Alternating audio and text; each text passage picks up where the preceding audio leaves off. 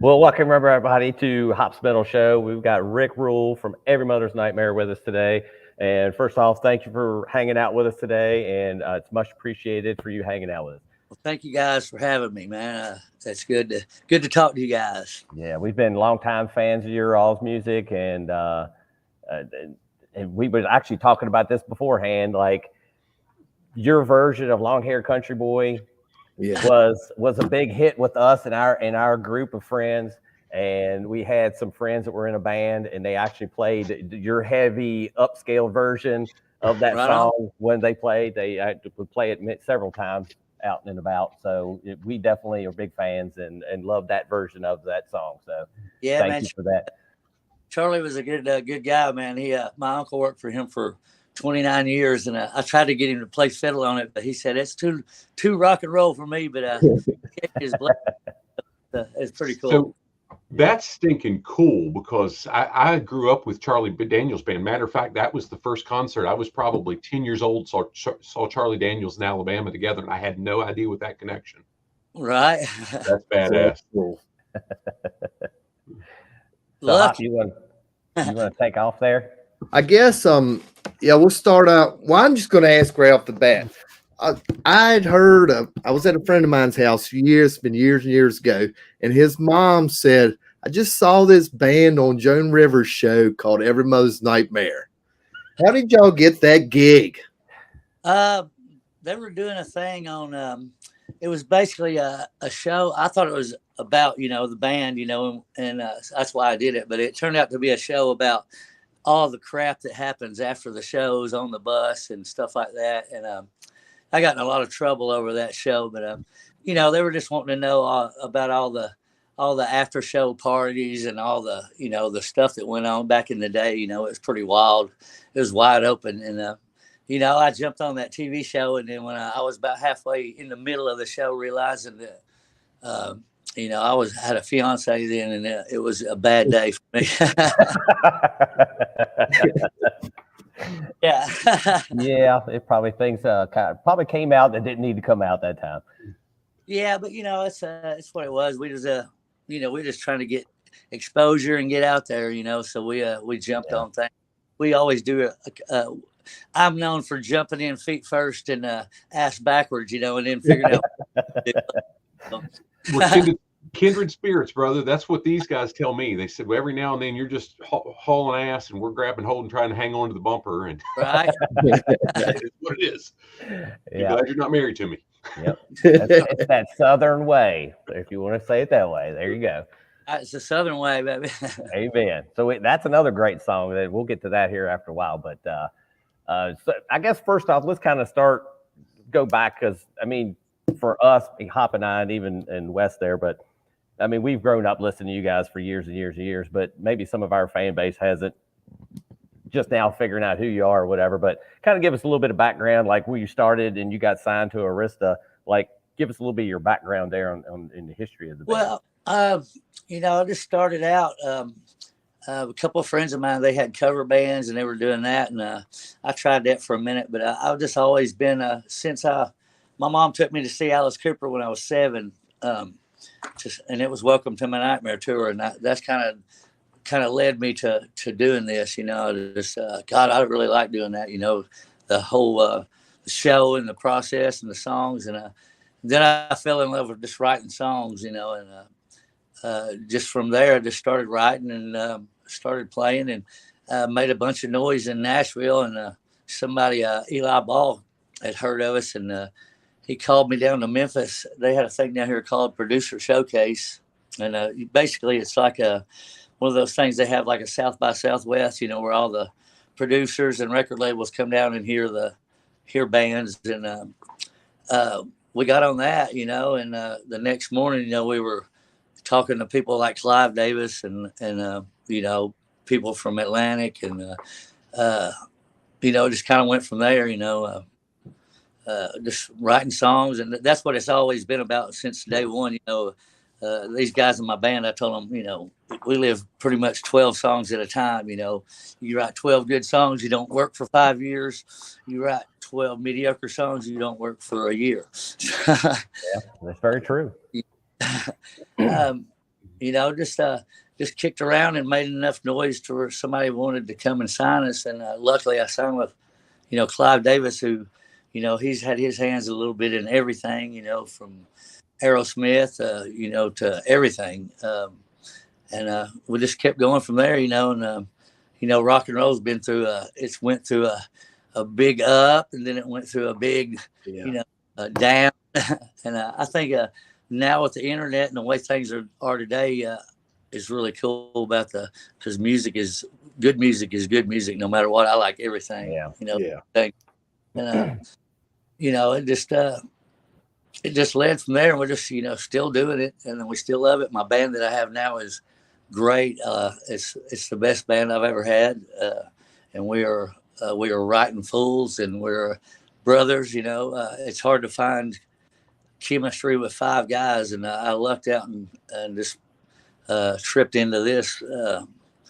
It's I don't know how to explain it. It makes me kind of choked up, but just to find a group of guys that are willing to go through all the crap you got to go through to do this, you know, because everybody thinks it's fun, and then it is, because it's a lot of giving up and a lot of what can be a lot of drama too. Yeah, a lot of drama, you know, but we love it. I love it, and it's just, you know, it's just progressed to this, you know. Just we're writing a new record right now, and that's all we do. We just go out and play and try to show what we're about. You know, most people think we're an 80s band, and I'm not sure if we're an 80s band. We got signed in the 80s and kind of got stuck with that, but you know, we're just a rock band, blue jean t-shirt rock band. We're going to tell you what we did, what happened to us last year, and and keep on rolling, you know. Amen. That's kind of the stuff we like. I mean, in your face, straightforward rock and roll. I mean, you can't get no better than that. I mean, right on. So, I mean, go ahead, Hop. I guess when y'all did the video for Love Can Make You Blind, that's where a lot of people know y'all from. I mean, was it cool being in heavy rotation on MTV at that time era? Oh yeah, the world was a beautiful place back then. You know, everything was, you know how it was. It was wide open then. It was, yeah. As soon as we done that, and you know, we got to go to the Playboy Mansion and all that stuff. That made the world different. Amen to that. Yep. We went from, you know, we were playing $50 a night shows. That was a couple of rock bands. I think that was a band called Baton Rouge for a while, and we know them.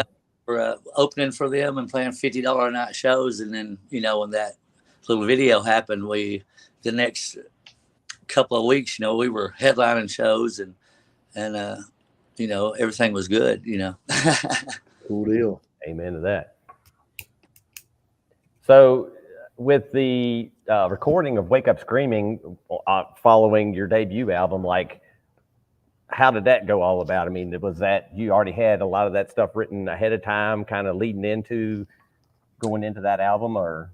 Yeah, when we recorded that record, we were out, and the thing about we were watching the grunge thing, because we were out on the road, so we were watching the grunge thing come in, you know, firsthand experience, you know, right there with them, and it was kind of, I was digging it because the grunge thing was. It was a little more street, you know, and that's where we were going with, you know, that's when we were writing Wake Up Screaming. It was a little different than the first record.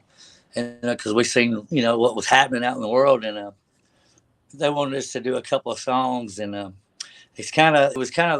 record was kind of a catch-22 or a double-edged sword, whatever you want to call it. But because we were trying to fight for what was happening on the street and what was coming in, and they were wanting us to do Love Can Make You Blind, Love Can Make You Blind, you know, because that was, you know, and that's from a business point. I didn't see where they were coming from, but I was just, the big fight was we were trying to tell them that that's not where music's going, you know. Yeah. And, but we recorded with Jim Gaines, and, you know, we were learning. It was our second record, but we were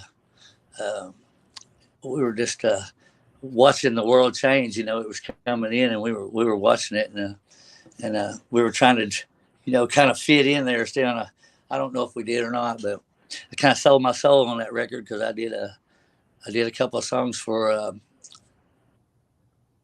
some money instead of for what I should have done them for, and so that record I have a little bit of a bad taste about, just because I did some bad things. But that's what really kind of made me go down, I guess, dropped, because I sold my soul. I felt like a little bit on that record, but I got it back.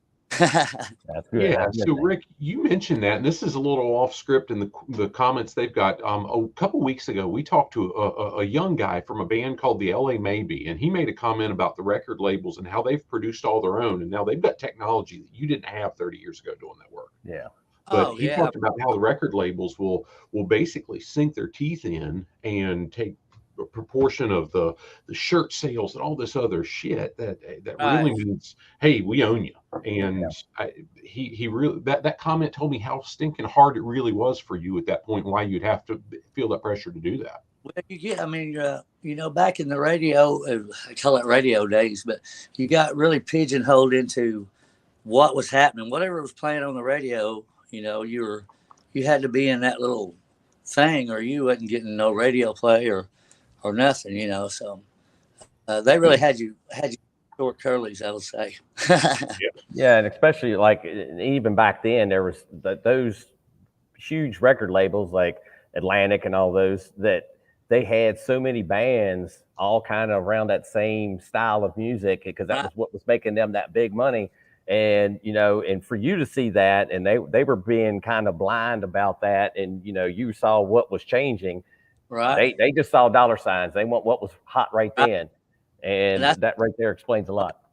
That's why they would go, we need to know make you love can make you blind. I was like, love can make you blind is not it no more, man. I'm telling you, and that was the death of a lot of bands during that time. I mean, right there. Back then, if you didn't do what they want you to do, you just got shelved, and you just sit there, and there ain't nothing worse than that. Yeah, exactly. Yeah, I'm sure. I guess we're going to jump to Backtracks, which I'm so glad you remastered that, because I had that back in the day, and I never could find it anywhere. I had a bootleg copy, right? But, and I always loved the album. Yeah. Where do you stand on that album? I mean, was it something that you, like you said, did you pour your heart and soul into it, and it just was a weird time in music? When I first started writing that stuff, when Zach Wild came out with what was it, Pride and Glory, I guess. Yeah. I was doing that banjos and stuff like that. That's where I'm from. I'm from East Tennessee. I grew up with banjos and violin and all that stuff. But I started doing that, and I was shopping it, and it was stuff that I really felt cool about. It was heavy, and it was Southern, and it was different. Nobody was doing it, and I was sending it to labels. And this one cat, he got back with me, and he was like, I love this record, but I don't know how to sell it or what it is or whatever.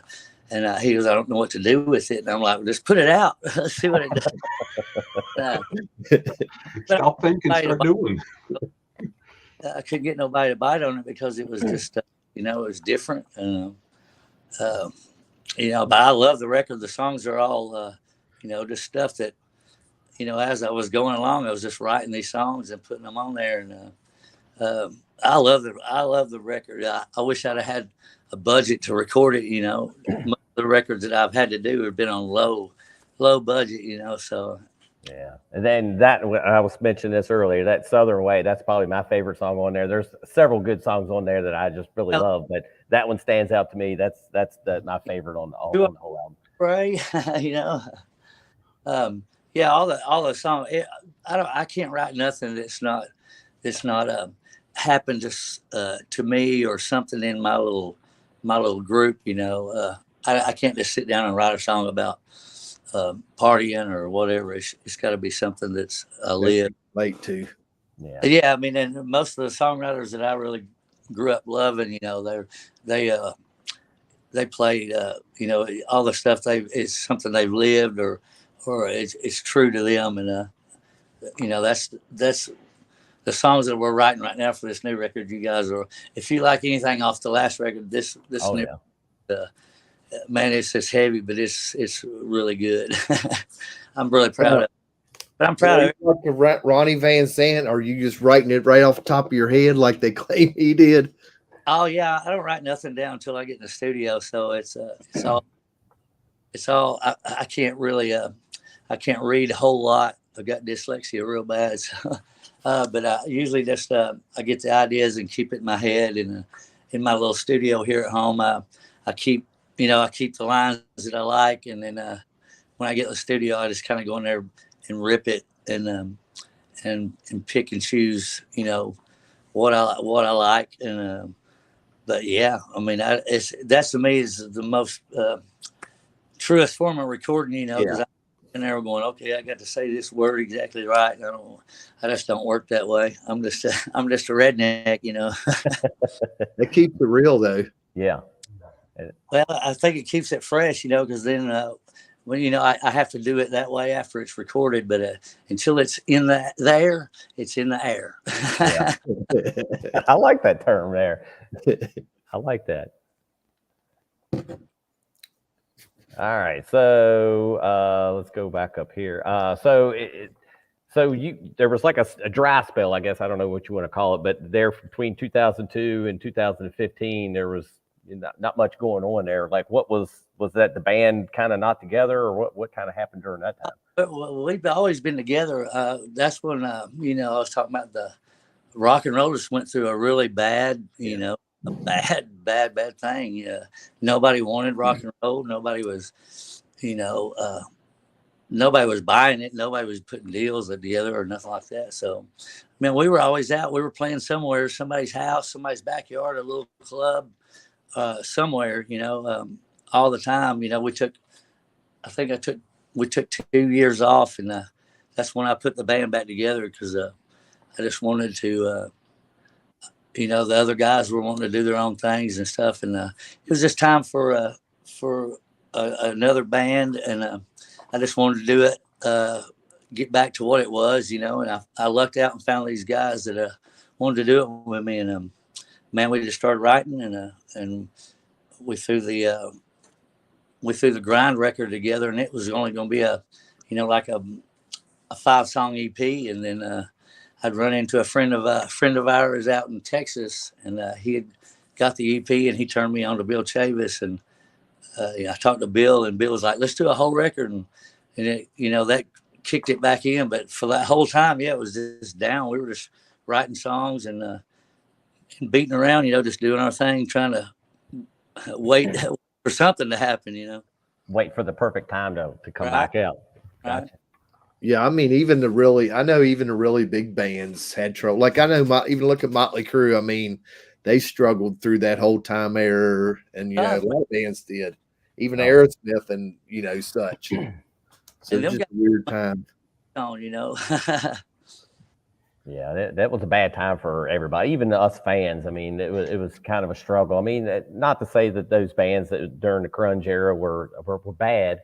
I mean, we've all kind of came to love a lot of those bands, you know, over the years. But yeah, it was a weird time. Alice in Chains and a bunch of those bands are I love to this day. You know, Chains. Alice in Chains has a part in this band. Pretty much anything that I loved music wise growing up, it comes out in our music, and I think that's what it's supposed to do. You know, you take the stuff from your heroes and the people that you loved, and you know, do your own little spin on it, and hope people like it. Well, that's what drove a lot of bands, you know, over all the course of the music history. I mean, and what influenced you is gonna keep you're gonna keep getting new influences as you grow and you find new things, and that it's just gonna come out in the music that you make in you know, down the road. Right on. Rick, I heard you say something earlier about how you don't write it down, the dyslexic. And if we had time, I'd love to hear a little bit about that, because I just love it when people have some type of issue, but damn, you've overcome it. You've beat the tar out of it. You've got a lot of success. What musical instruments do you play? I play. I started out playing drums. My uncle's a world class drummer. He started me playing drums, and um, I was all right at drums. You know, I can do things on a drum, but basically, I just play guitar and sing.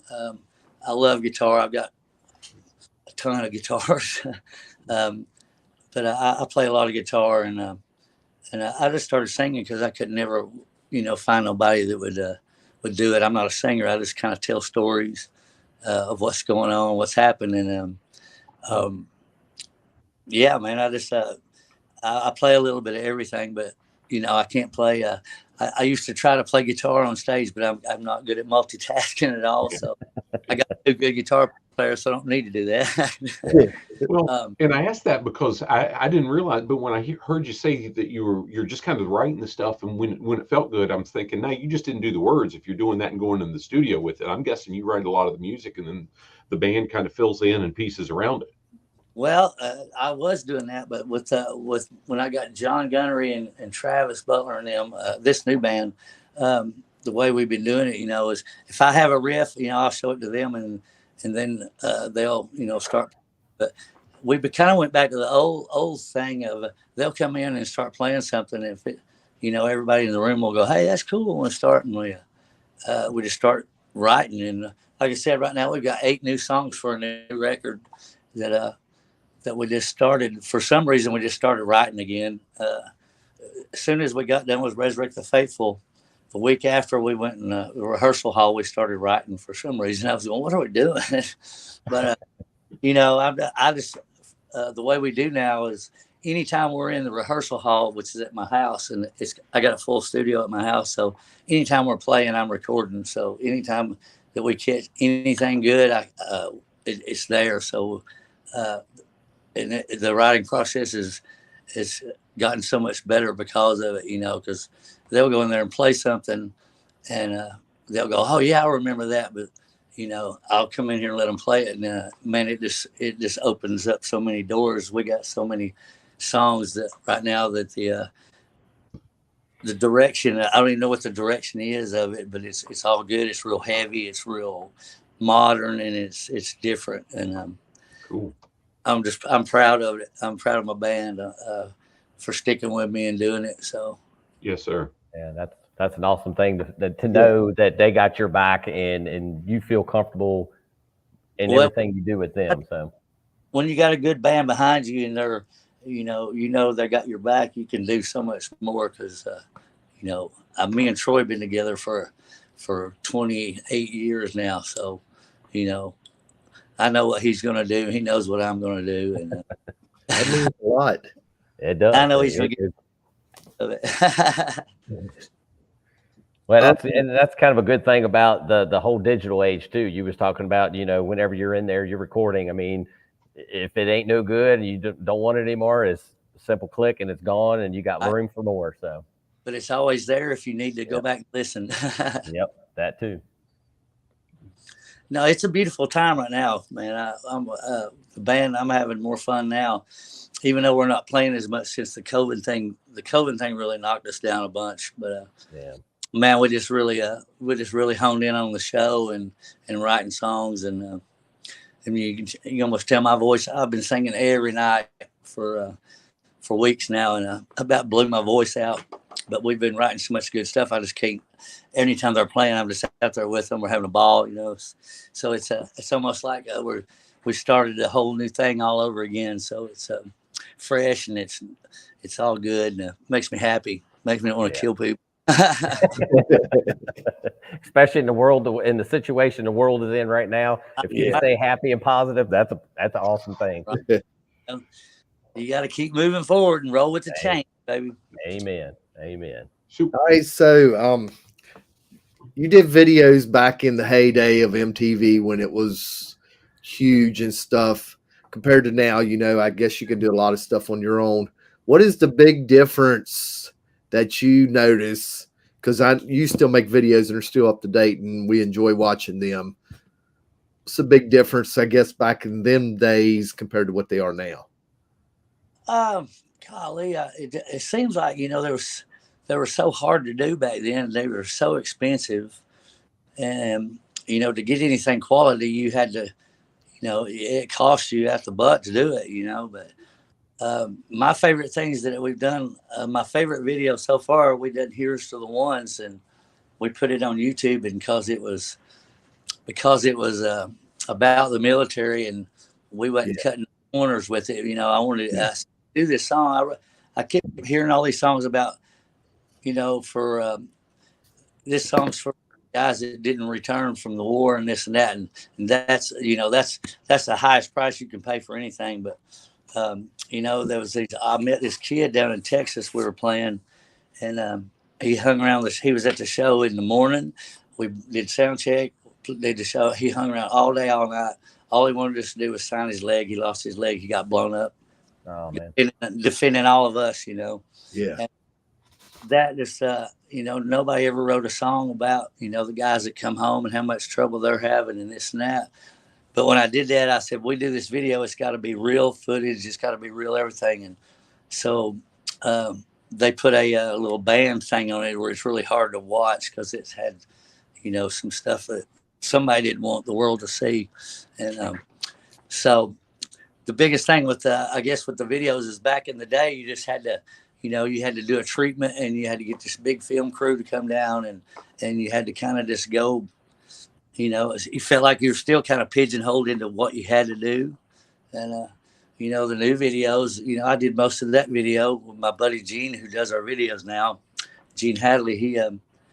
I did that stuff with my phone. I just stood there put a green screen up in the rehearsal hall and got my flag and started doing things. And I figured I would get in more trouble over the flag thing than anything, but I got in trouble for showing blood and showing guys get wounded over, defending. And I don't know why. I don't know if the people on YouTube didn't think the rest of the world know people got hurt when they're in war, but that's them guy. This kid I met, he seen it. He got blown up.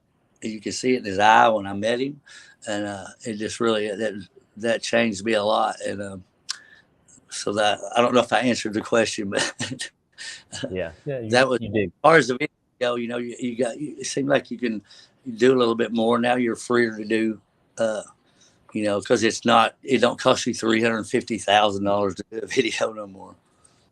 Well, and plus you got all the equipment, and the digital age, it makes that so much easier to do. So people are recording records in their basement that are phenomenal now. You wouldn't hear of that back in the day. Well, and that's the thing too. You got so many bands producing their own music, and like you got your own studio, and there's so many bands that are doing that now. They really don't need a record label. They just need distribution, and that's it. Distribution.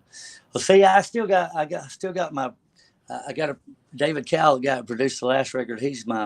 I'm really into him right now. So I just record this stuff and get it as close to what I think is what I'm wanting, and then I'll throw it to him, and he'll go yay or nay. He'll say that's not, but I think you got to have, you still got to have an outside person, because you'll get into the point where everything you're writing, you'll think I'm writing everything is great. Yeah, and that's true too. Not the real world. So, Rick, I'll say with that, I mean, gosh, if we get to the point that we're writing, because I don't do music. You see guitars in the background, but I can strum them. I can't play them. You know what I'm saying? I damn sure can't sing. But I write a lot too. And if we're not excited about what we're writing, what we're putting out, then gosh, why are we doing it, right? Are we really serving our audience? It's got to turn your crank, man. That's what I'm saying. When them guys start playing something, and I'm the worst, I'll just walk around and I'll be in here recording, but I'm listening to everything they're doing, and they'll hit something in a minute, and I'm the idiot then, because I'll run in a room and I'm trying to, okay, we need to do this, and we got to go this way, and they're going, what are you talking about, dude?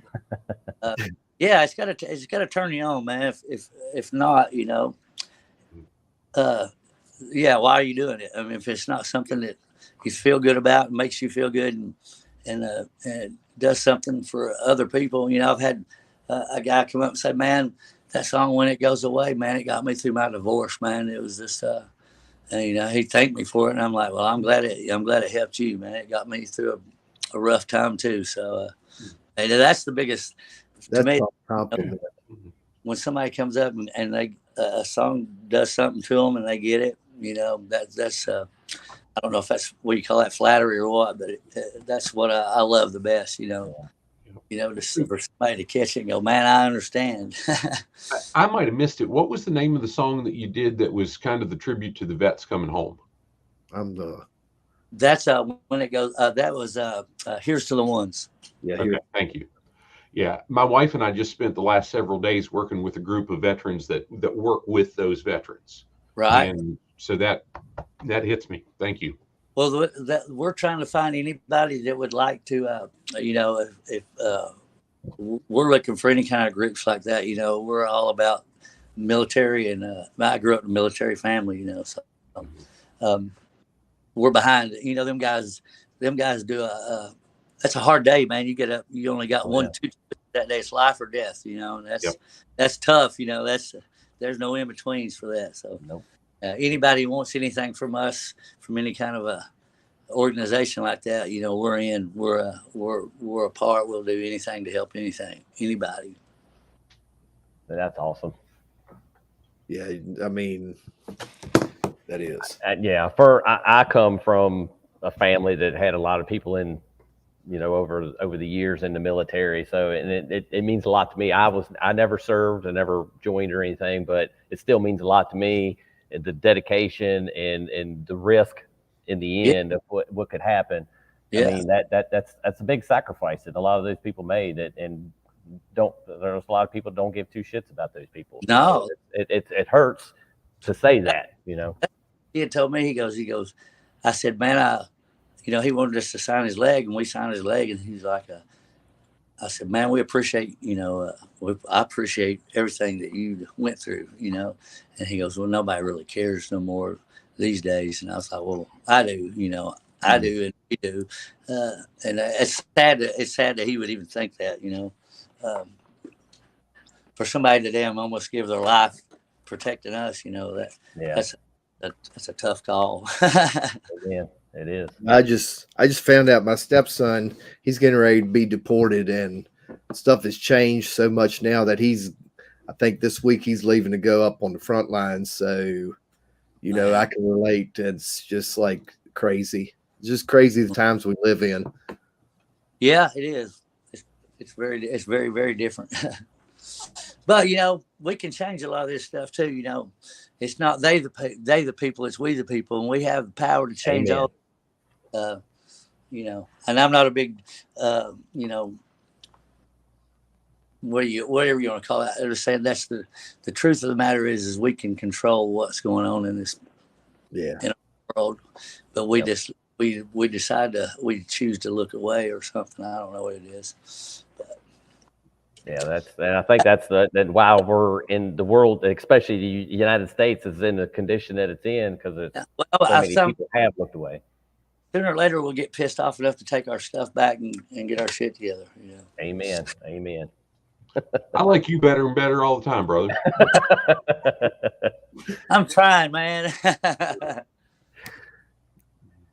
So I guess we'll just jump ahead. We'll get up with more of the current situation here. And Resurrect the Faithful, damn great album. Yeah. I'm gonna just throw that out there. We did a reaction video for Breathe, and that one kind of hooked me in. And then once you go through the rest of the album, I mean, there's not a bad song on that album.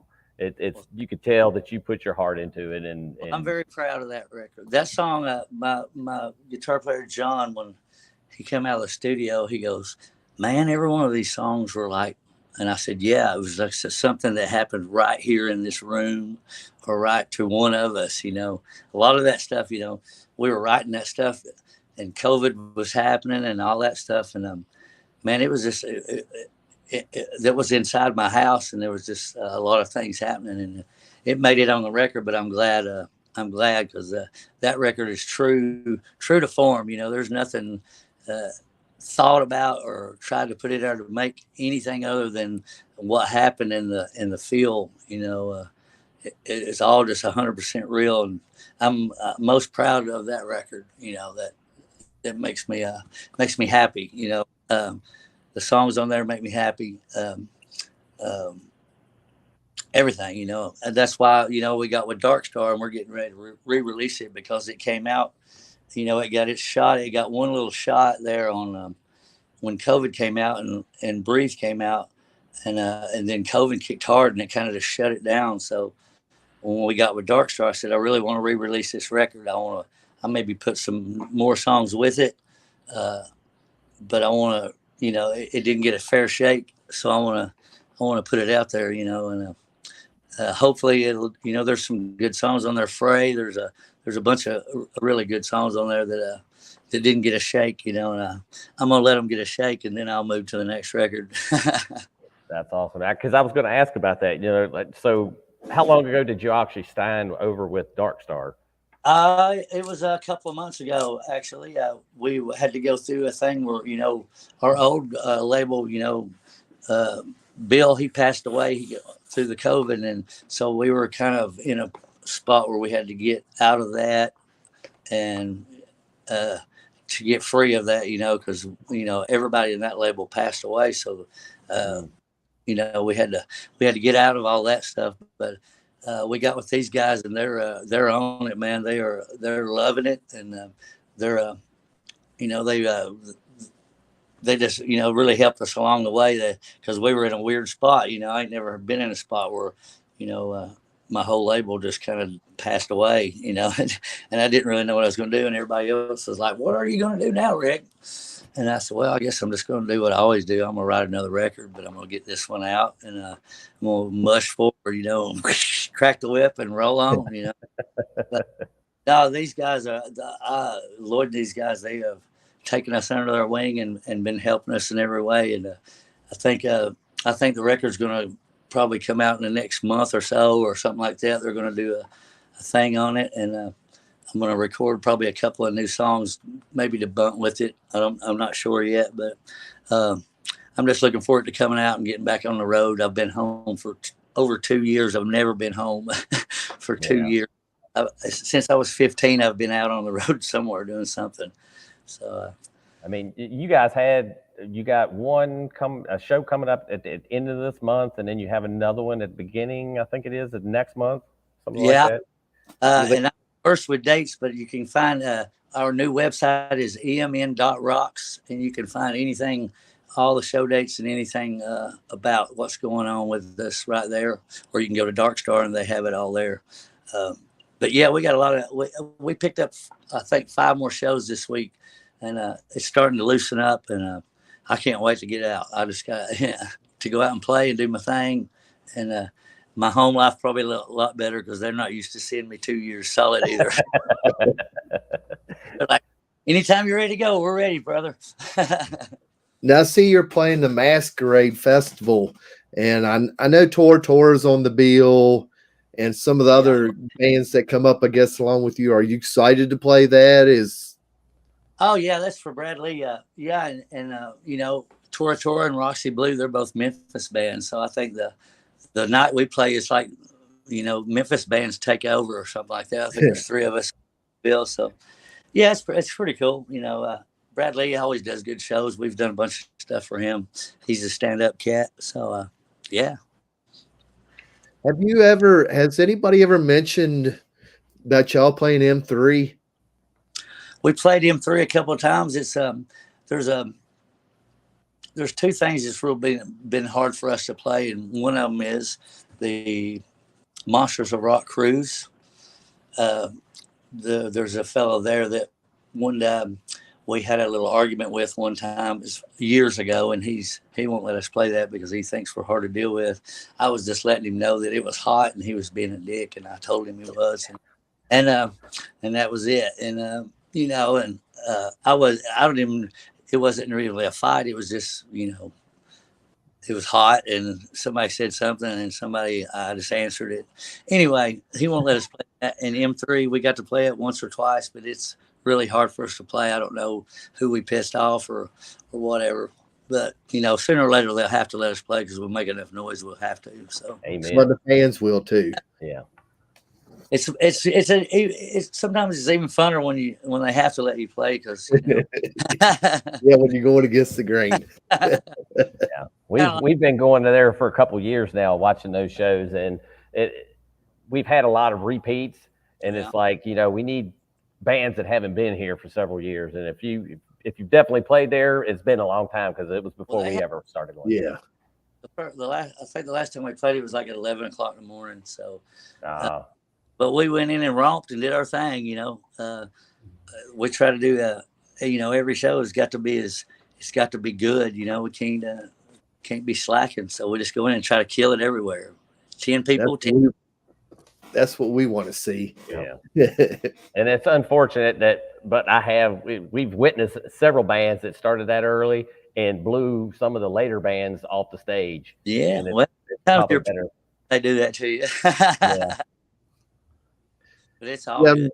I mean, because when you go to shows like that, and it sounds like, the energy's, from what I see, the energy's still with your guys, and you're not just going through the motions, because, we don't want to go to the show and see somebody's just there for a paycheck.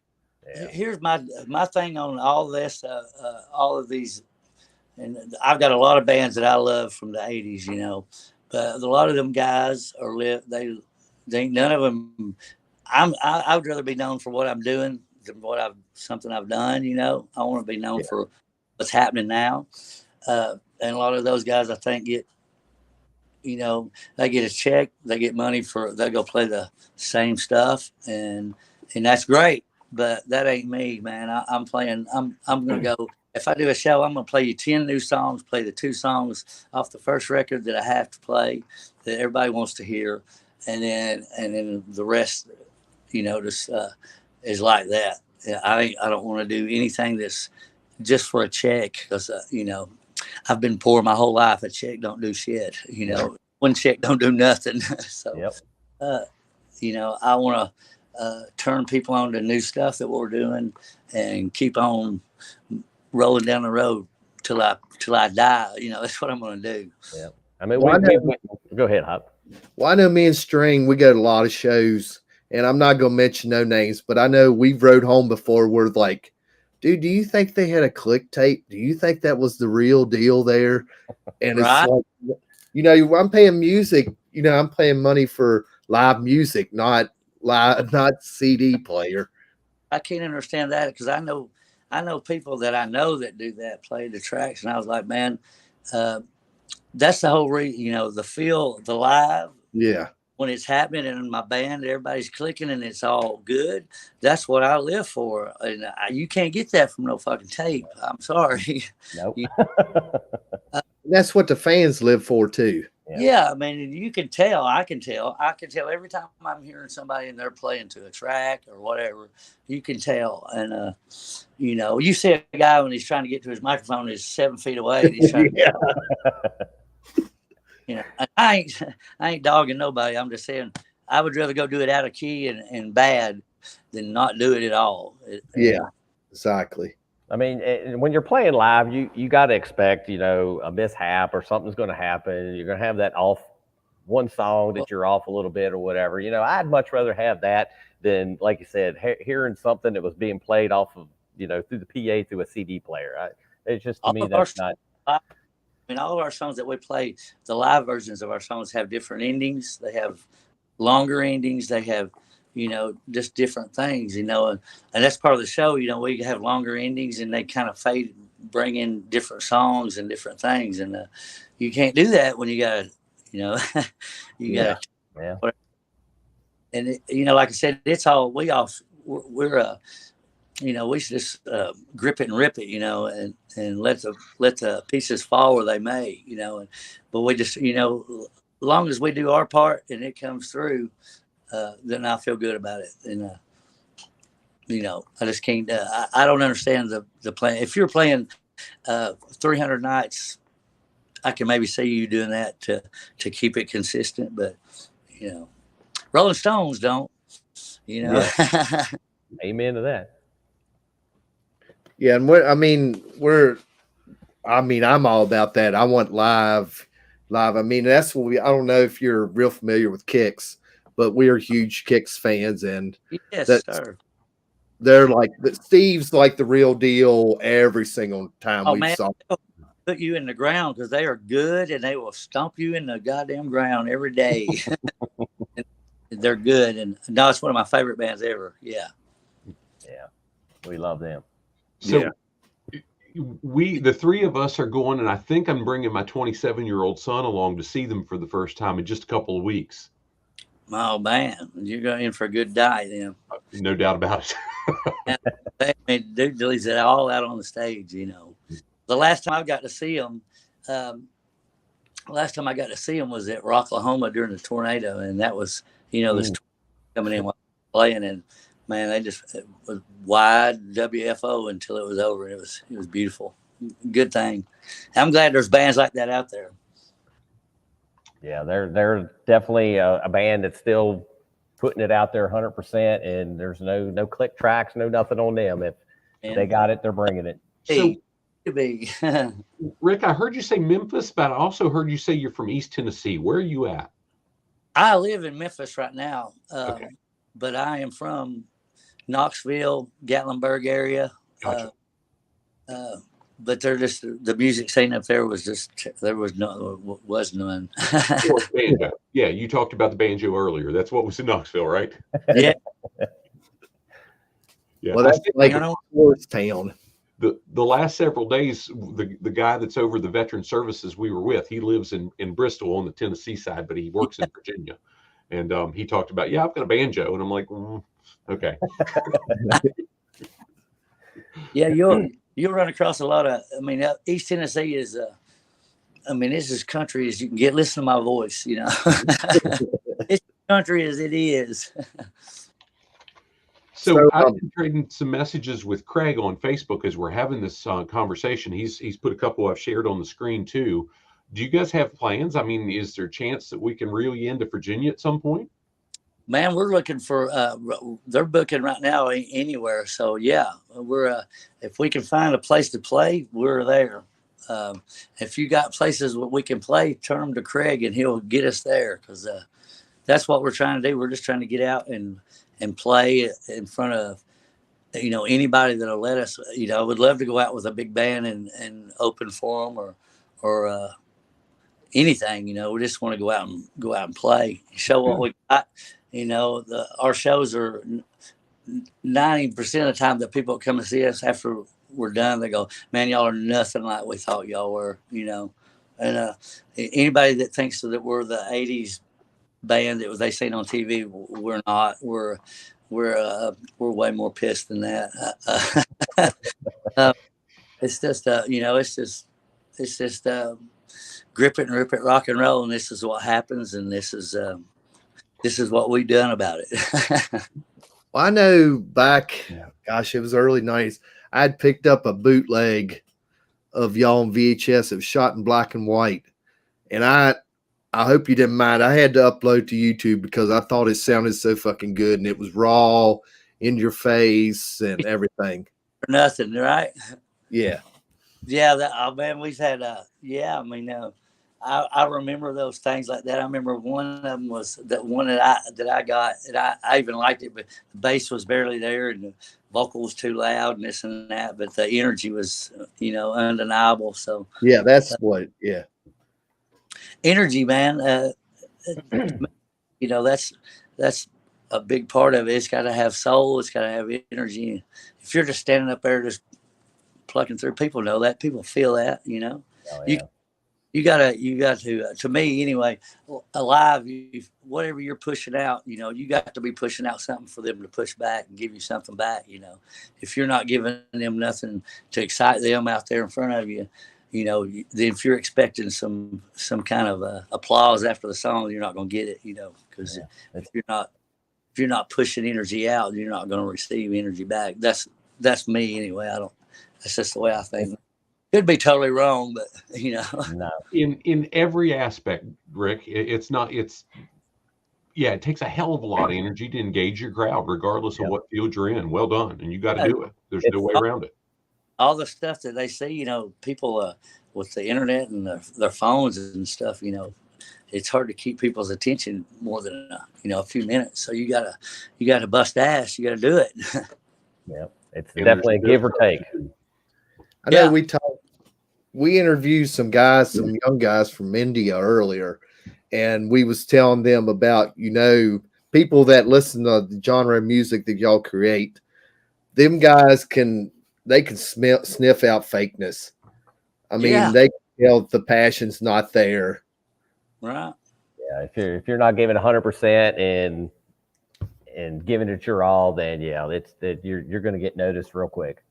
Well, I had one guy say that one time, said that EMN played a set and they phoned it in, and I was just taking it as that they thought that we didn't put it out there, and so that was one of the things that from then on I was like, every show's got to kill. Don't matter who's there, don't matter how many people's there. And my band at first didn't really understand it until we were doing we did a show in St. Louis coming home on a Sunday night, and we were just doing it for a stop, and gas money and this and that to get home. And we didn't, wasn't no advertisement or nothing like that, but there was like 29 people there, and it was in a little bitty old club. We had the best show ever. We went there and killed it. And the only thing at the end of the night, there was a writer there from some rock magazine. It was more of a heavy magazine, but that's what dude came out. He goes, "Man, y'all are nothing like he goes, I came in here prepared to cut y'all to pieces and slice y'all up." And I did an hour and a half interview with him after on the bus. And, and that's why I was like, with phones and people nowadays, you got to kill no matter what. Yeah. You never know who's there and who's going to be looking. Very true. So, String, you got anything else you want to cover? No, I was thinking, I was going back through the questions we had. I think we've hit everything there, and then plus buku's other stuff that we didn't think of. But yeah, that's I think it's all we got. Rick, I'll share one quick story with you. I'll just start talking and tell stuff, man. And we're fine with that. We're definitely fine with that. It's been cool. It's been really freaking cool. Rick, a couple months back, we talked to a fellow named Cat Murtis. He plays bass for a band called Blacktop Mojo. Yeah. And and Chris, I think you asked the comment about which do you like better, the big, because they're starting to do some of those festival things. Do you like the little venues where you're close, or the big festivals? And he said the exact same thing that you just did is, I don't give a shit if there's 8 people or 8,000 people. I got to give it everything I've got, and that's where we know that somebody cares. Well, if you got, even if there's a small crowd and, between songs, you can tell, if they're into it, and they stay there. Usually you can tell when people are not into it, your crowd will thin out and leave. And they ain't the first to watch that happen. So, yeah, man, it don't matter. As long as if there's one person out there and they're digging it, man, you might as well lay it out there and give it all to them. Amen. Well, you was talking, I guess we'll go ahead and ask this one. You said y'all are working on a new album. Is there any timeline on that releasing, or I guess, are you going to continue to tour on the album you're on for a while? I want to go. I want to tour I want to go out on Resurrect for a little while, just to give it a fair shake until I'm absolutely done with this record we're writing.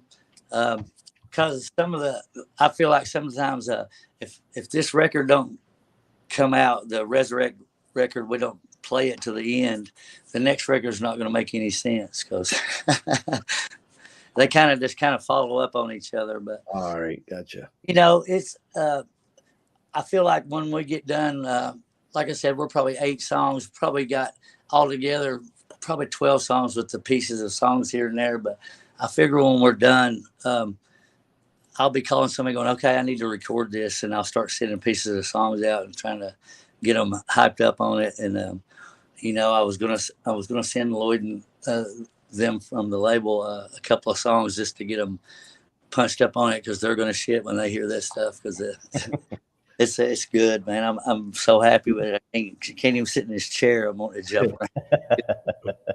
It's good and it's mean.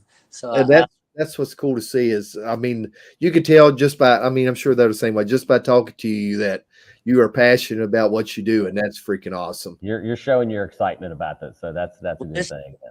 my craft, you know, and for a long time I didn't take that into consideration. I was just like trying to be a rock star and bullshit, you know, and all that stuff don't matter unless you got the material under you just to back it up, you know, play rock star to shitty songs all day long, but I would rather just play good songs and then the rest fall, you know, and however it comes, it comes. I don't worry about none of that stuff, you know. Yeah, that's what I hear. At the end of the day, you got to have the songs. Yep. Got to have the songs, man. You know, hell, I haven't been paid for playing in years. You know, I usually do everything we do. I usually do for nothing, just to get to go do it. My band, as long as my band and the bill gets paid, and you know, I don't lose my house and people don't kill me, I'm good.